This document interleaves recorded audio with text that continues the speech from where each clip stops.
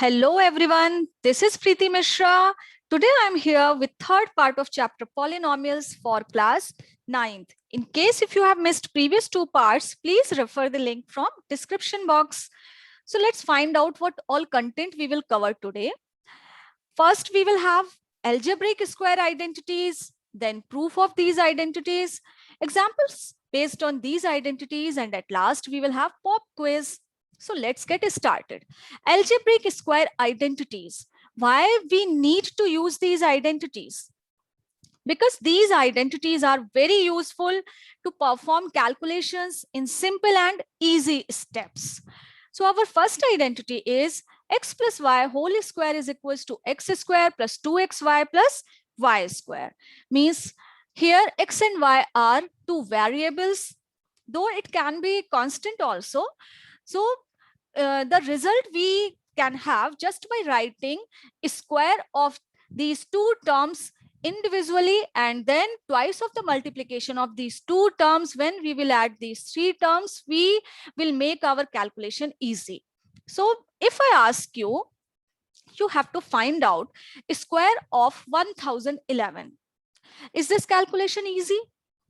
No, it's not easy that kind that you can do it just in one step, but you can make it easy just by using this identity. How? Because you can write it like 1000 plus 11, and you know well, square of 1000 we can write very easily, and square of 11 is very well known, 121. Then with the help of this identity we can find out its solution in just two very simple easy steps.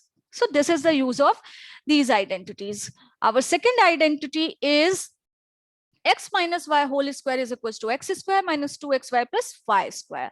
This one is differing with the first one identity just with the sign only. Here we are having two terms with subtraction sign.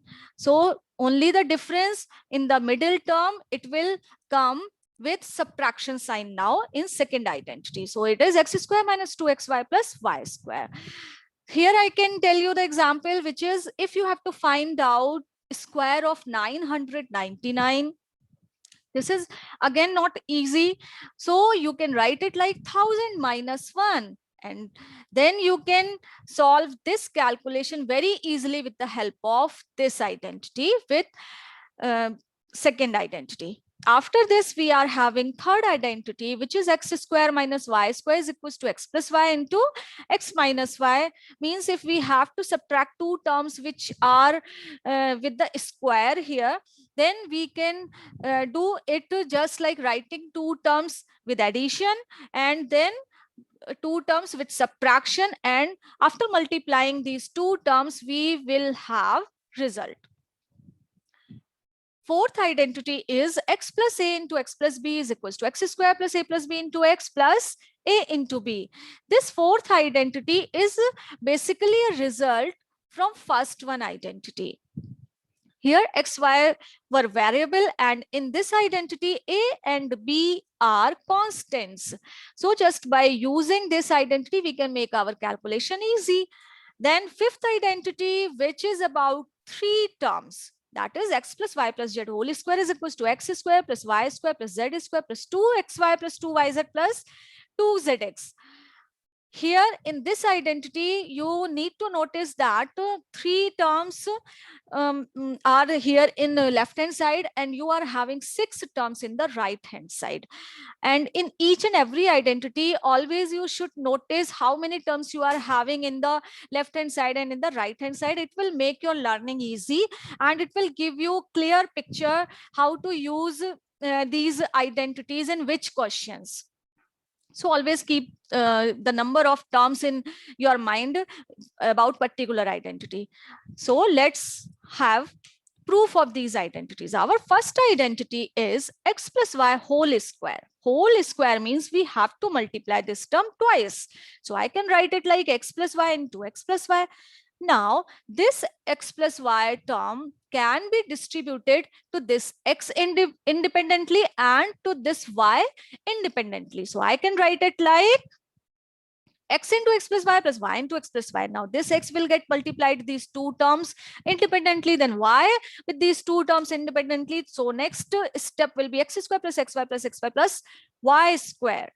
So at the last, we will have result x square plus 2xy plus y square, which is our identity. So this is the proof of first identity. Now, second identity is x minus y whole square. In the same way, I can write it like x minus y into x minus y. Now I can distribute this x minus y to this x and to this y independently like this. After multiplying these two terms with each bracket, we will have x square minus xy plus y square. These two xy will get added. So we will have x square minus 2xy plus y square, which is our second identity. So this was a proof of second identity. Now come to the third identity, which is x plus y into x minus y. We are proving it from the right hand side. X plus y into x minus y can be written as x into x minus y plus y into x minus y. With the help of distribution property again, this x is going to be distributed to this term and y to this term. So next step, we will have x square minus xy plus xy minus y square. So this negative xy will get cancelled out to this plus xy. Then we will remain with the result x square minus y square. This is our third identity. Now, fourth identity is x plus a into x plus b. Again, we can write with the help of distribution property, this x is going to be distributed to this x plus b, and then this a is going to be distributed to x plus b. I can write it like this. Then next step will be x square plus bx plus ax plus a into b. Now I can take common x from these two terms. So it will be x square plus a plus b into x plus a into b. This was our fourth identity. Now let's have fifth identity, which is x plus y plus z whole square. Again, I can write it like x plus y plus z into x plus y plus z, as we have to find out its square. Then in the same way, I'm going to distribute this x to this whole term, y to this whole term, and then this z to this whole term, and then each term will be multiplied individually. This x to this x, then y, then z, y to this x, y, and z, z to this x, y, and z. So we will have this step. After that, I have written x square, y square, and z square at first. Then this xy will get added to this one xy. So we are having 2xy, xz to this xz. That's why 2zx and this yz to this one yz. So we can have 2yz. This is the result of our fifth identity, x square plus y square plus z square plus 2xy minus 2yz plus 2yz plus 2zx. So this is the proof of fifth identity. After this, we can have a result with the help of this identity if we have to find out x minus y plus z whole square. So what we need to do, we can find out this result with the help of this identity only by replacing this y by minus y. Y can be replaced by this minus y, then we can have x square plus, at the place of y, minus y whole square plus z square plus 2x into minus y plus 2 into minus yz plus 2zx. So next step will be like x square minus y whole square will be y square only, z square, and this plus and minus after multiplication will give us negative sign. So minus 2xy minus 2yz plus 2zx. This is the another result from fifth identity. Now, if you have to find out x plus y minus z whole square, then you have to do it yourself. Find out the result, what you are getting. Okay. Next we have some examples. So first question is, determine the value of 253 square minus 252 square. So you have to notice here the question.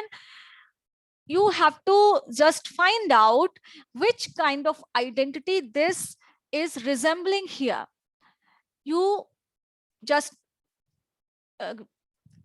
notice the question and you can have an impression that it is just like x square minus y square. X square minus y square is our third identity with which we can write this question in the form of x plus y into x minus y, and we can find out the result easily. So here we need to replace x by 253 and y by 252. So next step will be 253 whole square minus 252 whole square.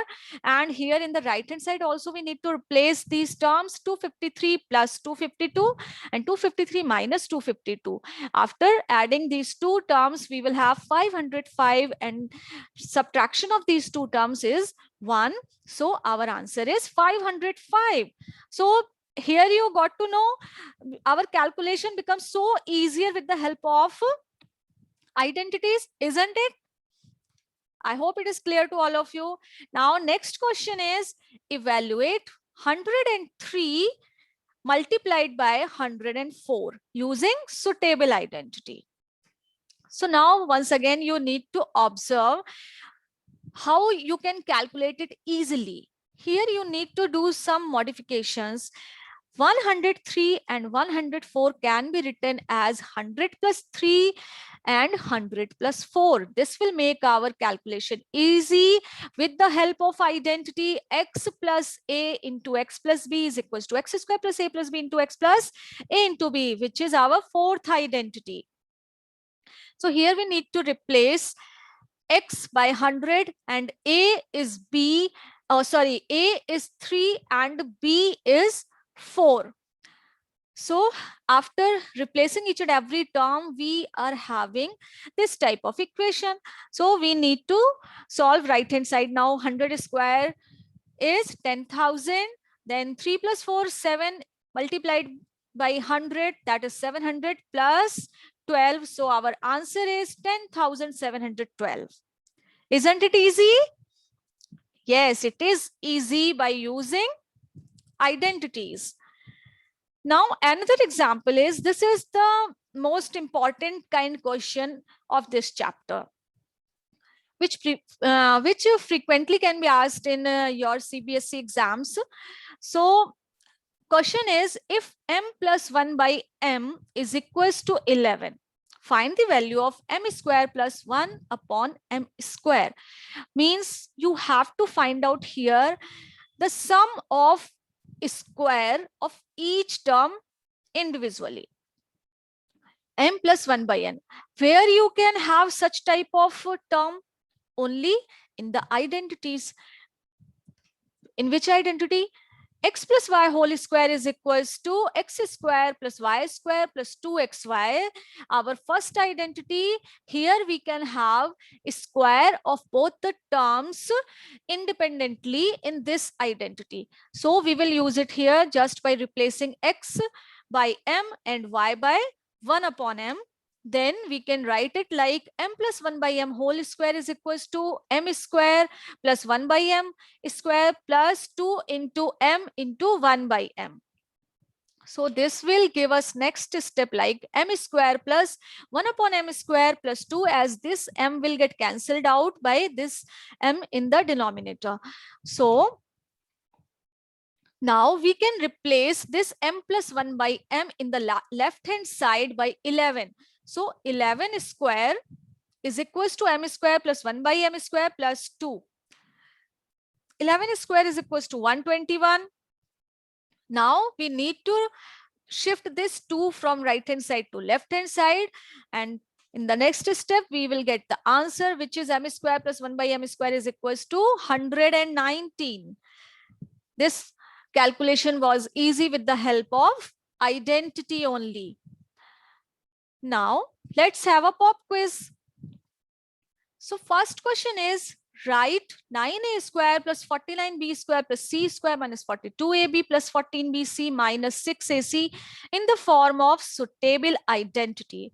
I had told you that you need to observe the number of terms in the question. So here you are having 6 terms. Now you need to think in which identity you are having 6 terms. Then it will be easy to solve. Solve out this question. I hope you have done. So answer is 3a minus 7b minus c whole square. This was the identity of 3 terms, right? Next question is, if 36a square minus b is equals to 6a plus half into 6a minus half, find the value of b. Find out the solution. Here I am giving you one hint only, that this is the question which is resembling the identity x square minus y square. Solve it.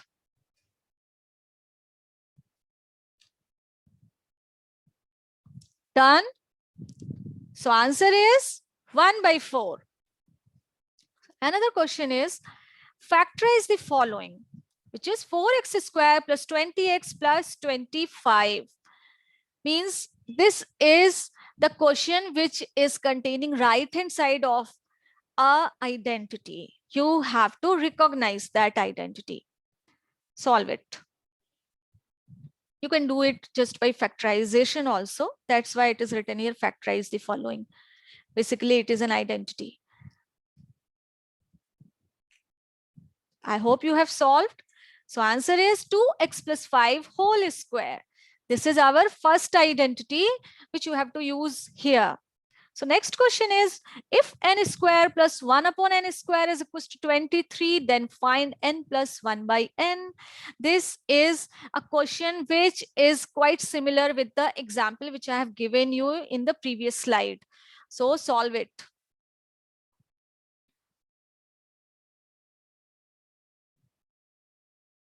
Which identity you have to use here? First identity, x plus y whole square is equals to x square plus y square plus 2xy. I hope you have solved. So answer is 5. So that's all about this video. We'll meet you soon in my next video.